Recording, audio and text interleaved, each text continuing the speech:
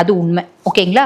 அதே மாதிரி பாருங்க, இப்போ அப்பா கூட வந்து அப்பா நல்ல சப்போர்ட் இருப்பாங்க. அப்பானால வந்து பார்த்தீங்கன்னா ஒரு நல்ல உறவு எல்லாமே இருக்கும். பியாண்ட் தட் அப்பாவுக்கு ஒரு ஆப்போசிட் ஜெண்டரோட வந்து பார்த்தீங்கன்னா ஒரு ரிலேஷன்ஷிப் வரலாம். அதாவது எப்படி அப்படின்னா, உதாரணத்துக்கு நான் சொல்கிறேன். இப்போ நீங்கள் வந்து மீனராசி லேடி அப்படின்னு வச்சுக்கோங்களேன். உங்கள் அப்பா உங்களுக்கு ரொம்ப ஒரு ரோல் மாடலாக இருந்திருப்பார். எனக்கு எங்கள் அப்பா மாதிரி தான், எங்கள் அப்பா தான் பெஸ்ட்டு, எங்கள் அப்பா மாதிரி தான் எங்கள் கணவர்லாம் இல்லையே, நான் வருத்தப்பட்டிருக்கேன் அப்படின்லாம் யோசிச்சுட்டு இருந்த பர்சனாலிட்டி இப்போ வந்து பார்த்தீங்கன்னா அப்பாவுக்கு ஒரு ஆப்போசிட் அதாவது ஒரு லேடியோட ஒரு தொடர்பு இருக்கலாம். அந்த அந்த லேடியோட நீங்கள் ஏன் பழகுறீங்க, உங்களை நான் எப்படி மதிப்பாக வச்சுருந்தேன், மரியாதையாக நினச்சிட்டு இருந்தேன்.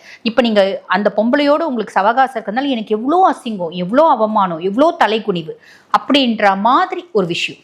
அது வந்து அவங்களுக்குள்ள ரிலேஷன்ஷிப்பும் இருக்கலாம், ஜஸ்ட் நட்பாகவும் இருக்கலாம். ஆனால் அந்த நட்பாக இருந்தாலும் உறவாக இருந்தாலும் அதுக்கும் மேலே தொடர்பாக இருந்தாலும் அந்த தொடர்புனால பாதிக்கப்படுறது நீங்களாக இருப்பீங்க அப்படின்னு சொல்லலாம். ஸோ இந்த மாதிரி ஒரு விஷயம் அப்படின்றது சொல்லலாம். அதே மாதிரி பாருங்கள், நீங்கள் நிறைய பேர் வந்து பார்த்தீங்கன்னா அட்ராக்ட் ஆவீங்க ஆப்போசிட் ஜெண்டரோட. இப்போ நீங்கள் ஜென்னாக இருக்கீங்க அப்படின்னா கேர்ள்ஸ் கிட்ட அட்ராக்ட் ஆகலாம். லேடியாக இருக்கீங்க அப்படின்னா ஃபேமிலி லைஃப் எங்களுக்கு ரொம்ப ஜீரோங்க, பூஜ்ஜியமாகி பல வருடம் ஆகுது.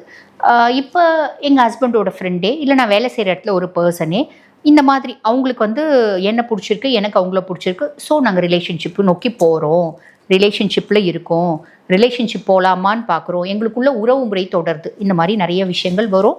அதே மாதிரி அப்பா கிட்ட நான் சொன்ன மாதிரி அந்த விஷயங்களும் வரும் அப்படின்னு சொல்லலாம். இல்லைங்க எங்கள் அப்பா நல்லவர் தான், ஆனால் எங்கள் அப்பா கிட்ட வந்து பார்த்திங்கன்னா வேலை செய்கிற அம்மா ஒன்றும் பாதியுமா எங்களை என்னை பற்றி தேவையில்லாமல் சொல்லி எங்களுக்குள்ள காம்ப்ளிகேஷன்ஸ் ஏற்படுத்துகிறாங்க, அந்த மாதிரியும் வரும். ஆக மொத்தம் ஒரு பொண்ணால் உங்களுக்கும் உங்கள் அப்பாவுக்கும் பிரச்சனை அப்படின்றது வரத்துக்கு நிறைய வாய்ப்பு உண்டு. ஓகேங்களா? சரி, மற்ற பிளானட்ரி பொசிஷன்ஸ் எப்படி இருக்குங்க அப்படின்னா 12ல் ராகு. 12ல் ராகு டிசம்பர் 5 வரைக்கும் குருனோட பார்வை இருக்காது. அப்போ நம்ம லேவிஷாக ஸ்பெண்ட் பண்ணணும் அப்படின்னு தோணும்.